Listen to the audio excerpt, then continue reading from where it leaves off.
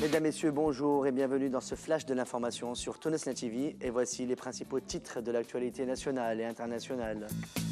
Transtu, report de la grève des agents du 22 octobre au 12 novembre 2012. Une grève des agents du secteur de la santé les 22 et 23 octobre à Sfax. La Ligue de protection de la Révolution dément l'éventualité d'une dissolution par le gouvernement.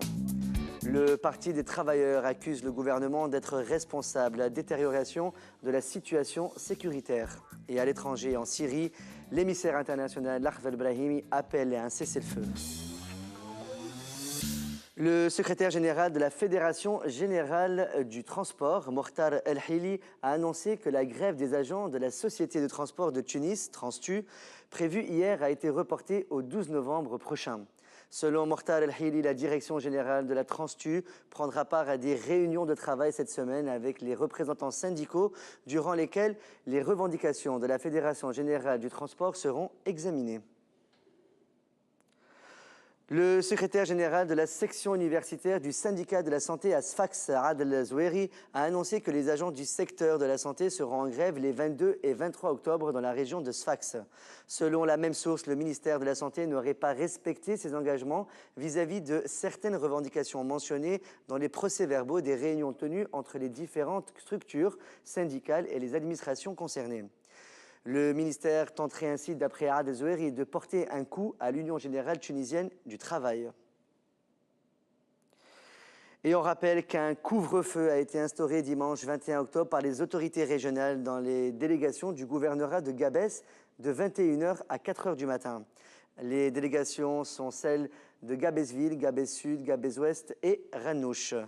La récente détérioration de la situation sécuritaire et la tentative d'incendie de la prison civile de Gabès sont à l'origine de la décision. Une enquête sera ouverte pour identifier les auteurs des actes de vandalisme qui se sont multipliés ces derniers jours dans la région. Le porte-parole de la Ligue nationale des comités de protection de la Révolution, Mohamed Hedia, a indiqué que le gouvernement n'a pas contacté la Ligue pour l'informer de son intention de dissoudre cet organisme né après la Révolution. Selon Mohamed Hedia, si le gouvernement avait décidé de procéder à la dissolution, la Ligue en aurait été informée. La version du porte-parole vient contredire les informations publiées par le journal émirati El Bayen et selon lesquelles le gouvernement aurait décidé de dissoudre la Ligue nationale des comités de protection de la Révolution. Le porte-parole du gouvernement, Samir Dilou, s'est retiré du plateau de l'émission Bilem ou Jemla, diffusée dimanche par Hannabal TV. La position, les propos insultants et les gestes offensants de l'artiste Lotfi Abdelli, également invité de l'émission, auraient déplu au ministre des Droits de l'Homme et de la Justice transitionnelle qui a préféré quitter l'émission. Le versement des primes circonstancielles à l'occasion de l'Aïd el-Adha au profit des blessés et des familles des martyrs de la révolution du gouvernorat de l'Ariana a démarré hier, lundi 22 octobre, au siège du gouvernorat. Chaque blessé, 110 au total, recevra 350 dinars, alors que les familles des martyrs se sont vues octroyer des primes d'un montant de 500 dinars, 16 familles au total. La présidence du gouvernement a indiqué dans un communiqué rendu public hier lundi 22 octobre que l'information relayée par certains médias tunisiens au sujet de la volonté de Hamadi Jbeli de dissoudre les comités de protection de la Révolution est erronée. La Qasba a précisé dans son communiqué que Hamadi Jbeli aurait simplement déclaré être favorable à la dissolution de toute organisation dont l'œuvre complique la situation politique en Tunisie.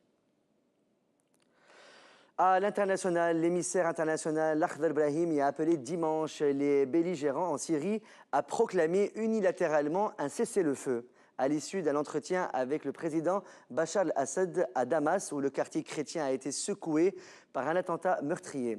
Cet appel intervient alors que les violences qui ont fait plus de 34 000 morts en 19 mois selon une ONG syrienne ne montrent aucun signe de répit et que les experts sont très sceptiques sur la possibilité d'une trêve.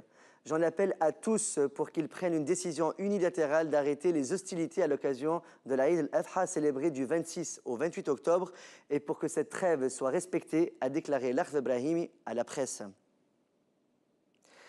La correspondante en Égypte de la chaîne d'information en continu France 24, Sonia Dridi, a été agressée sexuellement vendredi, place Tahrir, au Caire, alors qu'elle intervenait en direct aux alentours de 21 h heure tunisienne. J'ai été agrippé de partout, la foule nous a encerclés, plusieurs dizaines d'hommes et les attouchements ont commencé à être déclarés sur France 24. Les témoignages venant de la place Tahrir faisant état de véritables agressions sexuelles, voire de viols, se sont multipliés ces derniers mois. En juin, un groupe d'hommes avait attaqué et agressé sexuellement plusieurs manifestantes lors d'une marche visant à dénoncer le harcèlement sexuel en Égypte. Et on termine ce flash avec le site Investopedia, spécialisé dans les informations financières, a publié un rapport selon lequel 5 dictateurs arabes sont répertoriés parmi les 8 dictateurs les plus riches du monde. Parmi ces 5 dictateurs, certains ont été déchus du pouvoir ou bien tués. Voici le classement des dictateurs arabes selon leur fortune. Muammar Kadhafi, suivi de Bachar el-Assad, Hosni Moubarak, Ali Abdallah Salah et enfin Zine el-Abidine Ben Ali. La fortune de Muammar Kadhafi, ramassée pendant plus de 42 ans au pouvoir, est estimée à 80 milliards de dollars, alors que la fortune de Bachar el-Assad et de sa famille est estimée à 122 milliards de dollars, dont 1,5 milliard ramassés depuis la prise du pouvoir par Bachar el-Assad après la mort de son père Hafez el-Assad. C'est la fin de ce flash de l'actualité sur Tunisna TV. Merci de votre fidélité. On reprend avec le plateau de la matinale. Excellente journée. À demain.